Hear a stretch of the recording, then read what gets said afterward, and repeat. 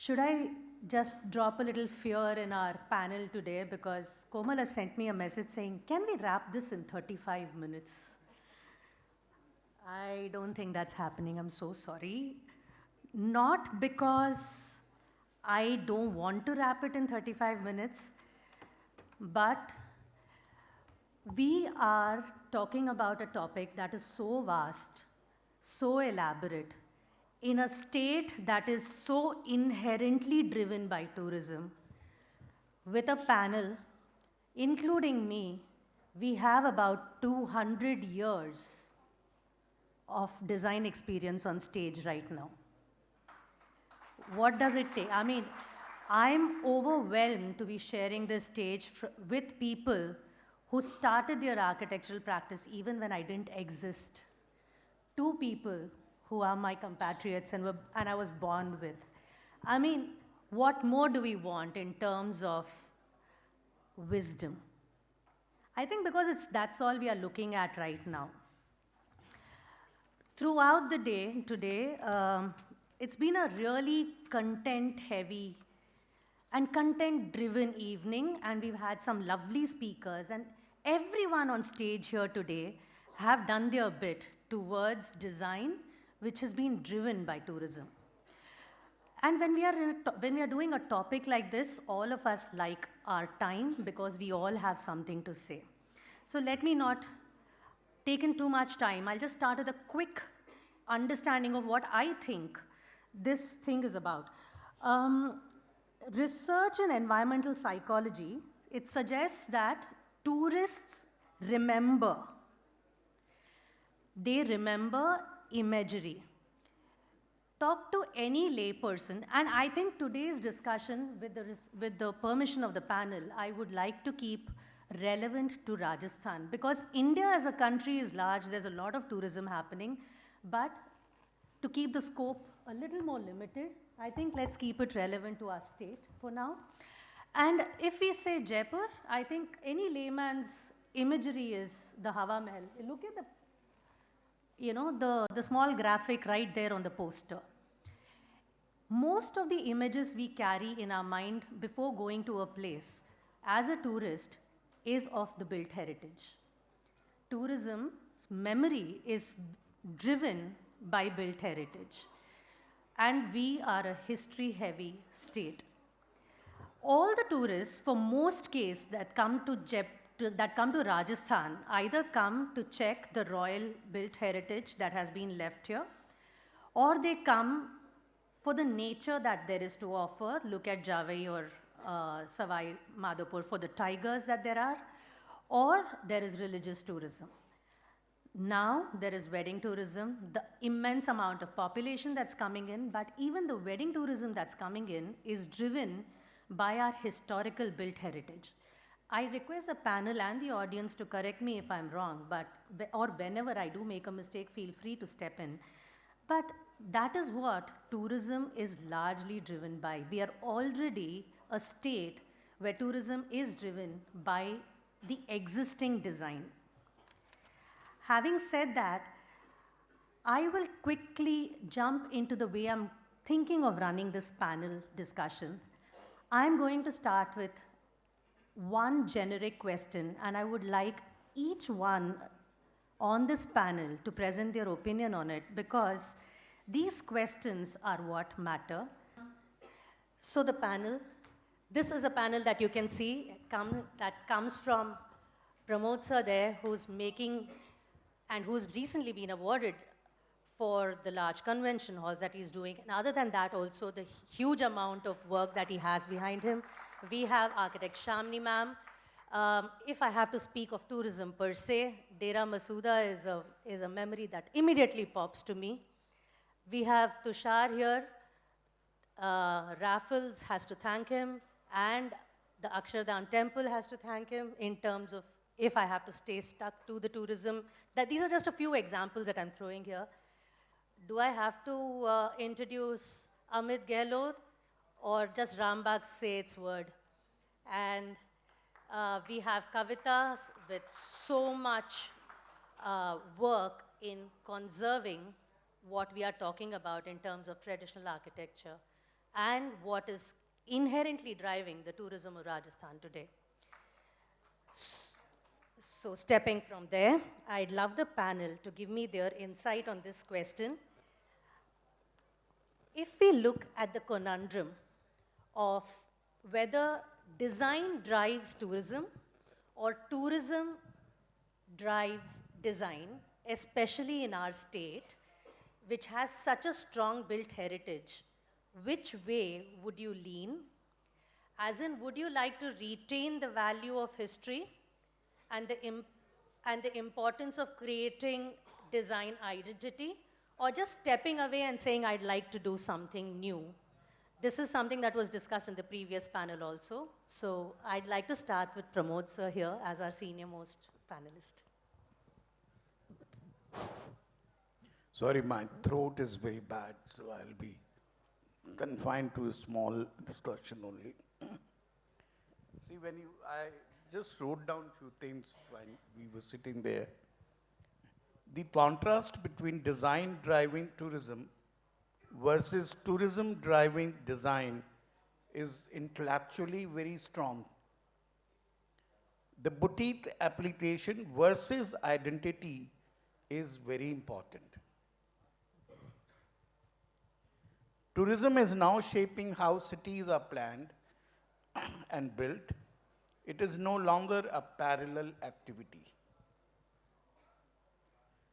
The line between home, hotel, and retreat is fading. Many homes are used both for living and short-term stays. Hybrid models are emerging. Homes lived occasionally, rented seasonally, and curated continuously. So the cities in Jaipur, the cities like Jaipur and Udaipur, buildings are becoming part of the tourism economy. The architecture here has become experience, image, and economy. Platforms like Airbnb have changed how homes are used and designed. Short-term rentals are accelerated, shaping residential design and urban fabric. The key question is, are we building real places to live or just attractive backdrops? Good architecture should respect climate, local materials, and culture. Now, the architect's role is to balance tourism growth with cultural values and long-term sustainability. It's not about building more, but building reasonably with sensitivity to place, people, and time. I was just writing all this when we were listening to what you were saying. So the important thing is that we are not competing with what was built by our ancestors. We don't want to repeat it. We should not repeat it. But tourism plays very important role because the tourist comes only to see that. So it becomes very important. I mean, what we have seen in most of the cities of Rajasthan, that the heritage is decaying. We are not taking care of it. Very little awareness is there to protect this monument that we have. I always say that city of Jaipur, for instance, the walled city, is a living monument. A small single building can be protected by it, but how do you protect a building or a place which is living, which you every day live? So for that purpose, it is very important for government to come in, have an authority exclusively for protecting our such monuments. We need to have a very strong act. Whenever we go out, you go to Brussels, you go to any other place, you see that these places are not just single buildings. They are cities which are protected. Now, it's not easy to protect a city by an individual. So the government has to come out with a very strong act, something which you cannot violate. And the awareness has to be there. So I think let the others. Yes, sir. So we had a panelist previously, Gagan, who's actually working in, protecting something in the city, in the living city. Shamli ma'am, your take on this, So, especially coming from where Dera Masuda came. Yeah, so Preeti, I think for me design is very, very important.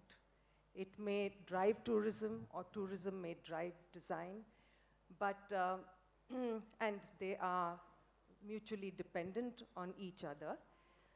But what we must understand is that what we call heritage today, those buildings were not designed to be what they were today.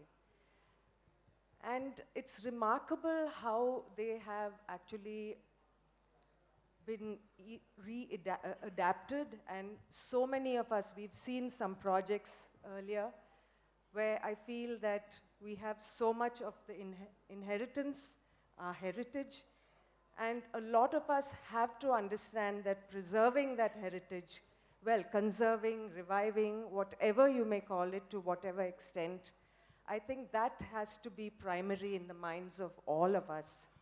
Yes, it's not possible for every one of us to do adaptive reuse or conservation like Kavita does. And we have Amit and Tushar who are doing very new projects. But I believe that the danger here is that we don't want to replicate the past, because the past has a large, a variety of layers, as somebody said. And with time, with patina, with memory, with, so what we want to do is actually to preserve, to have a cultural resonance, to have memory of where we are coming from. So we develop our styles through the typologies that we design. I was wonderfully surprised to see Venu's work. Venu? And Gagan and Amitji. And so what I think is that they have caught the essence. Now Gagan is doing an adaptive reuse, and my, perhaps my message to him, because I don't know how much it was done, is to actually consider circularity, because we have so much of waste.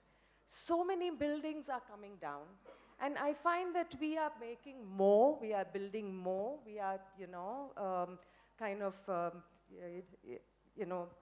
of bombarding minds, and when actually we have a strong, a kind of inventory or pository of so many of these items. So I think at some point when we look at tourism and adaptive reuse, we need to be scavengers. And I have to say that I compliment Sangeeta, because she's doing a lot of that in her own house.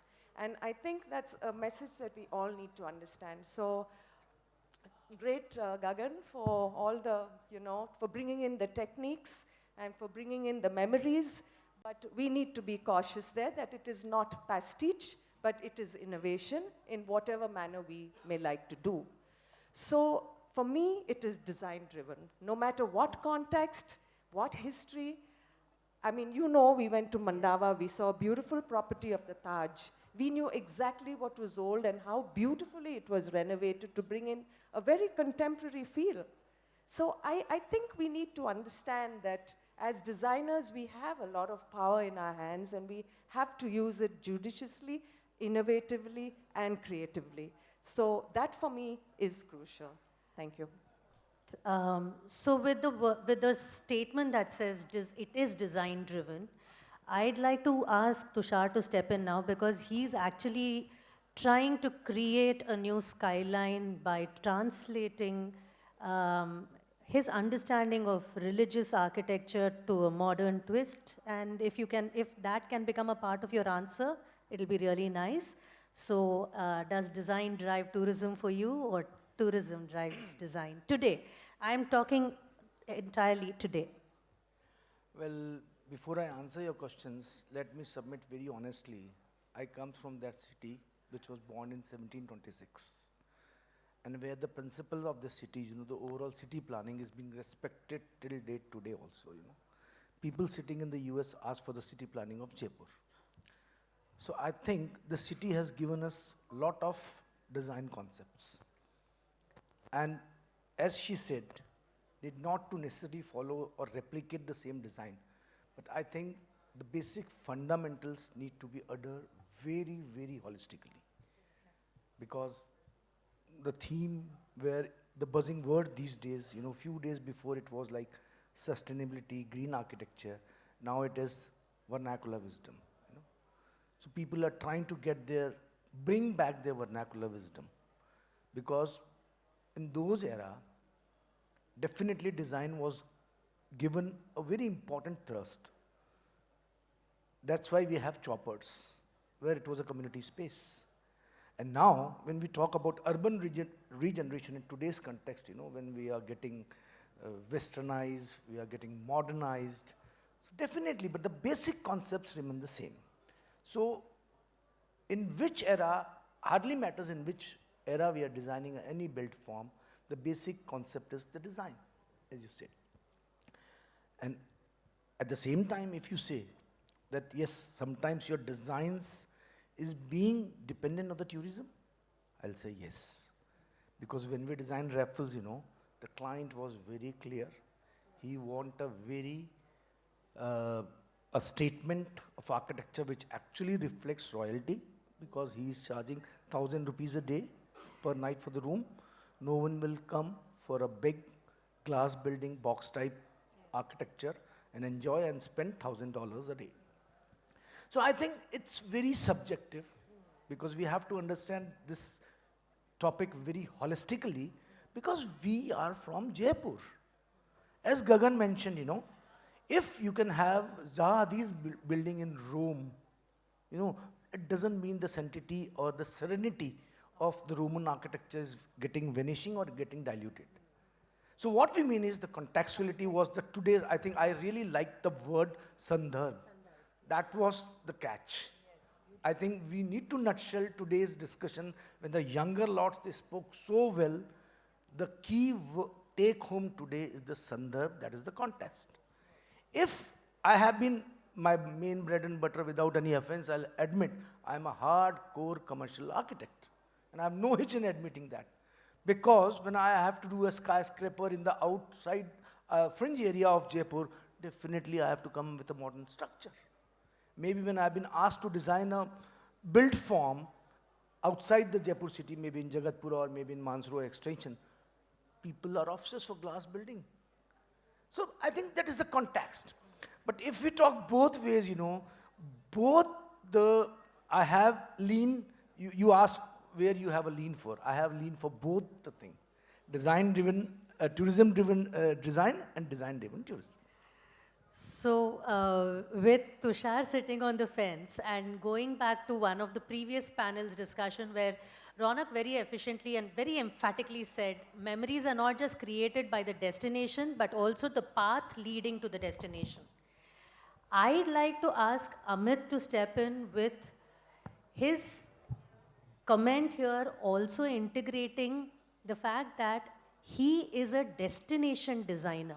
The kind of design that Amit brings into fore, the destination is what leaves a memory. The moment I enter one of his projects, the project leaves a memory in my head. So where do you come from, Amit, on this? So, thank you, Preeti. I'll keep myself very brief, and I'll build on what the other panelists have spoken before me. To answer your question, the relationship is purely symbiotic. They draw from each other's strengths. But as a personal journey and seeing what kind of work is being done inspired by heritage, I would like to emphasize that after 26, 27 years of practice, now we have mustered the courage to dwell into progressive Rajasthani architecture, or taking inspiration from traditional and trying to translate or give it a vocabulary of our own. And mind you, I'm again emphasizing that we took 26, 27 years of aping the old before we garnered or sort of could gather the confidence of breaking away from it and trying to create a language of our own, because it's not simple.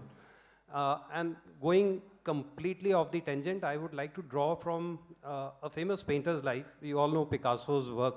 But Picasso never did deconstructive paintings during the initial part of his career.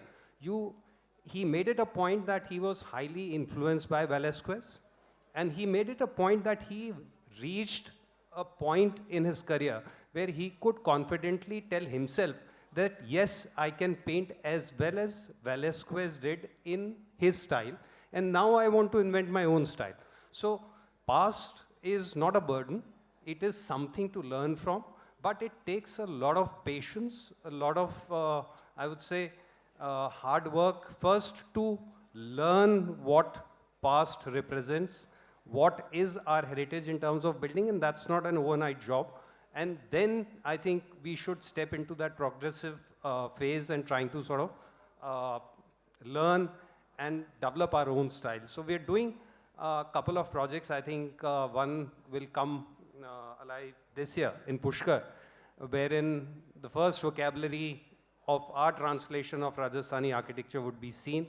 And I think 2 of them open their doors next year. So pretty excited, and hopefully it's very subjective. People might love it or hate it. Like Charles Correa's Jawahar Kala Kendra, that's a very, very bold building. I love it, people hate it. You can't sit on the fence with a building like that. But I think that's the beauty of design. Very well said. Actually, we come from such a strong identity, design identity, which drives our tourism. Breaking away from it to create a new identity is tough. And I'm just going to add a small, a small piece of spice before I give the mic on to Kavita, because now this design identity, the strength of which that comes from our history, is being picked and applied as Instagrammable corners in the city. Yeah? And it's just being picked and put there.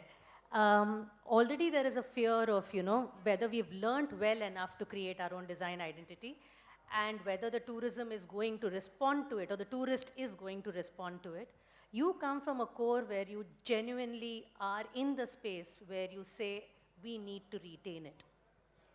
So how do you perceive the future in, say, with this, idea of retaining the past's identity as a core for tourism, as a tourist magnet, and to then step ahead and do something new within your space and not make it just Instagrammable? Thank you, Preeti. Like for me, like with reference to the earlier discussion, so there are these 2 different aspects: design-driven tourism and tourism-driven design. So for me also, design is more important. And with respect to our heritage or historical past, and if I give a broad context, like we have so many World Heritage sites or historically important sites in all across India, all across Rajasthan. So those buildings, be it a rock cut architecture or intricately carved religious architecture, or big special mentions like fort, palaces, havelis, or a case of city planning, planning or design was the most important. And this eventually attracting tourists. So for attracting tourists, we must consider the better infrastructure, better signages, better spaces. Those are safe and secure, well-lit spaces. And by providing those infrastructure and creating better spaces, we should keep in mind the authenticity. We should not forget our history or our past, and the design must be contextual and cohesive. So we must not forget our history. That's what I want to say. So design being the focus here, without forgetting history, Kavita did bring in the word authenticity. All the tourists driven towards Rajasthan come with a very clear idea of I mean, at least an ideation of what traditional architecture is and what is authentic in their head. We honestly do not know. But like Tushar mentioned, the brands are very clear, especially the large brands are very clear when they come up even with the newer structures that they do want a representation of the past in their buildings. So given that as a driver, my question this time I'd like to start with Shamini before I go on to Pramod sir on this.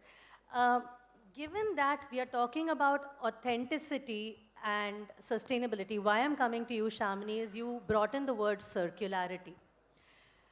How can we remove, because tourism design is not just about the building, it's like about the city also, and like the previous panels were discussing also. We are talking about a huge human populace. So whether it is wedding destination, we are talking of a lot of crowd management, and there's a lot of issues that are coming into it. But sustainability is a mandate. Since you brought in the concept of circularity, what I'd like to ask is maintaining authenticity in today's date and removing sustainability from being a buzzword or just another word to actual ground reality. How have you achieved it in your work? So, firstly, Preeti, I have never looked at sustainability as a concept that I needed to, digest, because I think that is something inherent in the way we think, I think, and our practice thinks. But having said that, being sustainable is a lot of hard work because you need patrons to also support that. And fortunately, to a great extent and to some extent, we have been successful.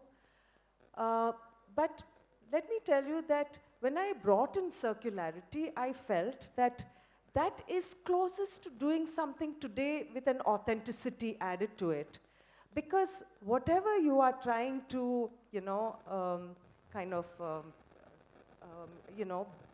what shall I say, to bring forward, to bring forth into today's reality, you are having a large amount, I told you, the large amount of waste that's coming out of our havelis, of our places, many of our government buildings, you get so much of good stone, you have so many elements like, the brackets and the toadies and so many things. So when I talk about what maybe I would probably look at Tushar and Amit in a manner where could you actually derive a design language that could bring in this authenticity along with the new techniques and the new ideas of creativity today, so that you can get this blend of the new as well as bring in the old. Because when their clients really want something that is royal, that is authentic, I'm sure these things can be brought in, because they also look at other ecosystems like artisans. They do, we all work with a lot of artisans. It's not just the building craft, but even, artisans who are good, with their techniques of painting miniatures and, with organic materials and so on and so forth. So I think tourism, fortunately, has the patrons to allow us to think beyond just creating buildings, but to bring in that kind of value that can actually hold and bring in closest to authentication of, an environment that is of the old and is kind of continuity. There is a continuity. So that is what I might like to say. So Tushar and Amit next, and then I'll come to you, Pramod sir, with this thing. Because with Tushar and Amit, I also would like to ask you whether the luxury and opulent brands give you the space to talk about circularity that we are now discussing and sustainability as a ground reality and not just as a griha or a lead mandate. See, before I answer your question, something was going on in my mind, tourism-driven design.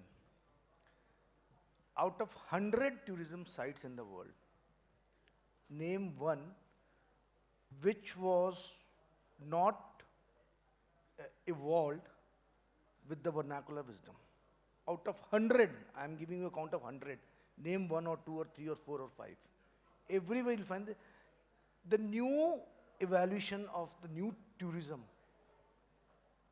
won't become very honest if it is absolutely not designed with the contextuality. So every tourism destination was actually design driven, first of all. So I think there should not be any debate. We are all on the same page that yes, the design is the core of everything. And the question which you asked me was? Do your brands, especially the luxury and opulent brands, allow you the See, space? I tell you now, if we talk in present era, as she mentioned, no grey hair, no IGBC, no nothing, all those blah blah. We have to actually redefine the word sustainability. It has been taken into a very wrong direction, There has been a wrong narrative going on with the word sustainability.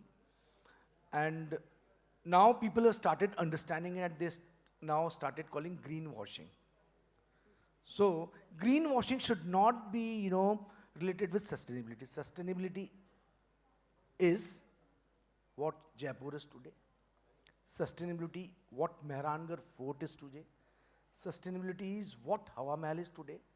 So I think when these brands come, they definitely ask for certain features in their design, certain fundamentals in their design, which actually come out to be very less in terms of the energy consumption. So, and definitely for their branding purpose, see, there are two type of selling points, One you say, recently we finalized one property for our Arcacia. I went to that JP hotel, LEED certified hotel. But was it really LEED certified or was it really needed is a $1 million question. So I think we have to be, even if we talk with the brands, I think Amit will be able to give a better side of this, Brands actually, they first talk about the luxury and their royalty, and then definitely, being an architect, it's your role and responsibility that whatever you design, that has to be very sustainable and resilient architecture. I'll quickly answer your question, Preeti. So I'll give you an instance to answer your question. So when we were given the commission to handle interior design for Six Senses at Fort Barwada, we thought we knew luxury. And the very first meeting that we attended with the CEO of Six Senses, he said, yes, I know you've done Rambagh Palace, you've done Umaid Bhawan Palace. First thing that you have to do is forget about those projects, and then we start talking. So he said, you have been exposed to classical luxury. Forget classical luxury, we are not now talking about sustainable luxury.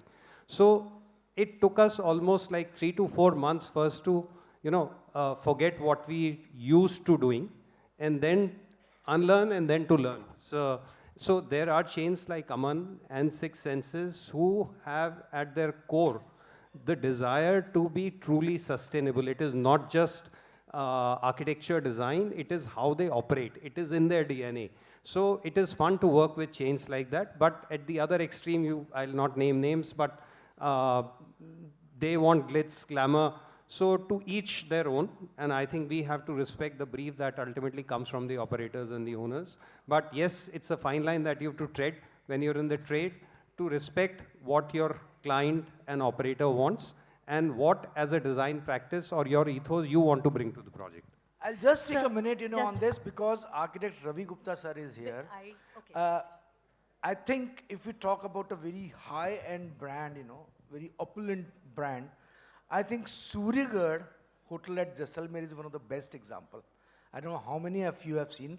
I have presented his design to many countries, and that is actually a true way of celebrating your royalty, your luxury with sustainability.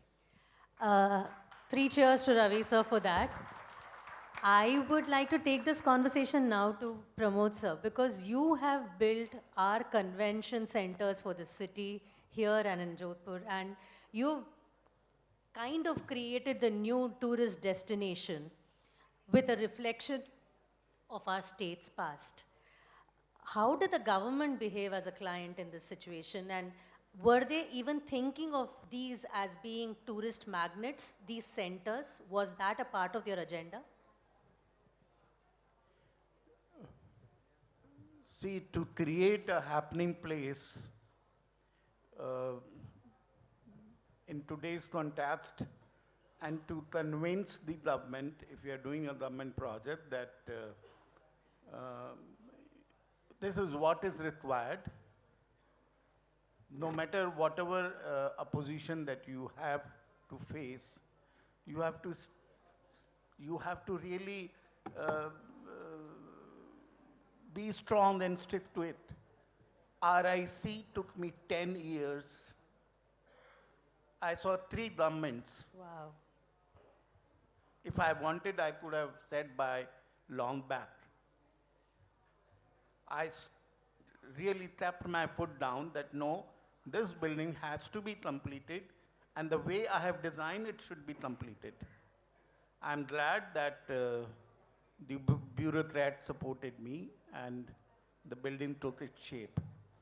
But other than this, what the topic that you have raised is my take on the conservation is totally different. Individual building restoration, conservation, we can do in many ways. Individually, everybody is presented beautiful jobs, But my worry is how do you restore or protect a living city? If this city is not controlled or maintained, then whatever may happen to the individual Havelis or this thing, nobody is coming to see those Havelis. People are coming here to see that 300-year-old city. So it's so important for us to conserve, protect, and for that, we need, now I'm talking on a different side, that we need to have a very strong act which then protect these cities. I have seen myself the Havelis of Shekhavati, the beautiful jalis, the doors, the windows, they are all exported, removed and exported to Dubai and US. I was shocked in one of the US house, when I saw a beautiful jali there. They all go out from the Shekhavati. So the act, individually architects can do wonders, But collectively, the government has to come out with some strong act to protect all these things. That's my take. As a fraternity, I think we can take this up, sir. I'd like Kavita, her take on what we've been talking about in terms of tourism needing to be sustainable in its true words, in its true sense, and not just a brochure word. Yeah, if we talk about sustainability, Jaipur is the best example.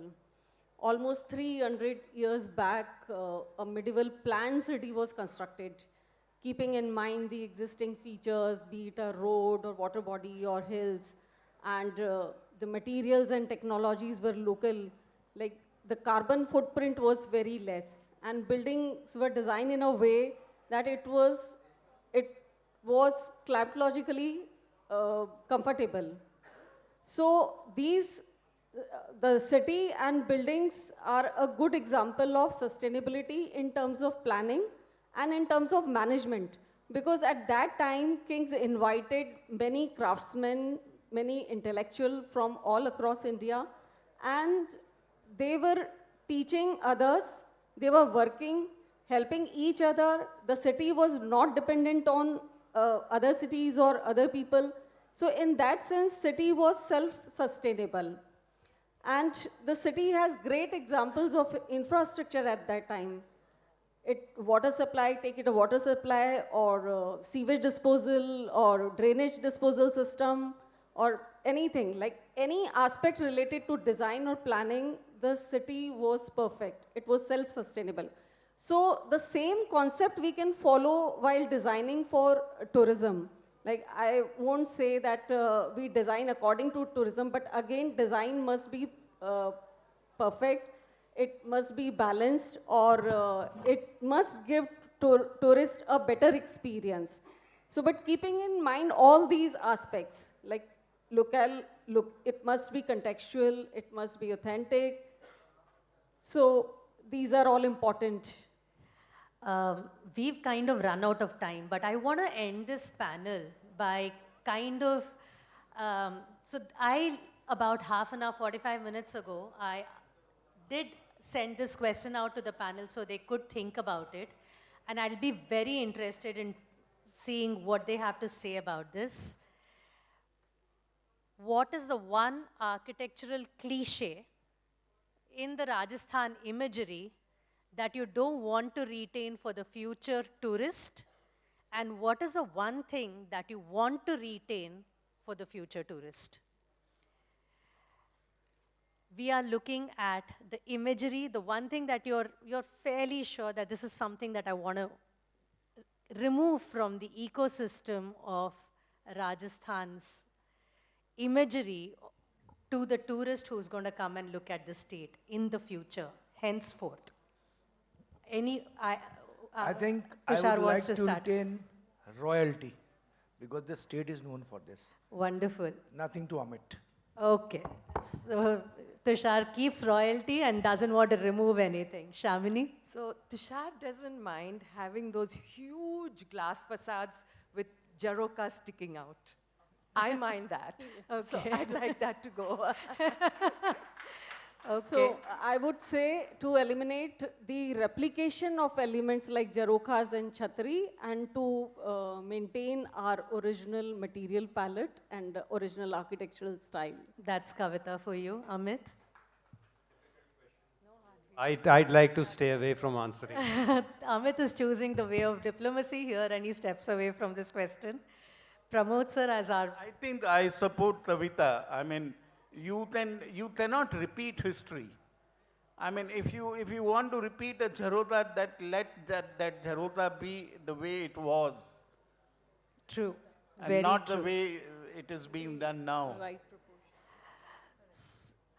Before I wrap this panel up, there's one thing that we have, I think, by and far not touched upon, which is the small towns tourism in our state. I was recently in Bundi, and an old Haveli which is hosting a restaurant in Bundi, they have been serving guests for the past 36 years, and Bundi has served Rudyard Kipling in its days.